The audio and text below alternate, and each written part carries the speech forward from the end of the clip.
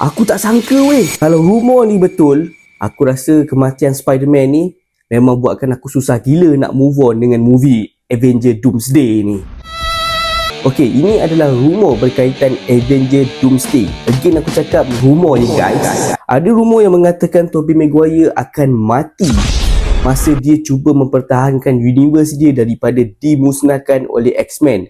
Dan sini akan diletakkan di awal filem Avenger Doomsday. Tak habis dekat situ, Loki ni pun selamatkan versi Tobey Maguire sebelum dia mati, sebab dia nampak kesungguhan Tobey Maguire cuba untuk mempertahankan universe dia daripada dimusnahkan. So, Loki recruit Spider-Man Tobey Maguire ni menjadi salah satu team untuk multiverse team untuk melawan dengan Dr. Doom. Bagi aku not bad, cuma aku tak suka dengan teori part Tobey Maguire tu mati. Aku rasa naah. Sebab ada juga news yang mengatakan Tobey Maguire ni akan muncul dalam Secret Wars. Itu mantap guys. I like. Tapi aku rasa mana Ci?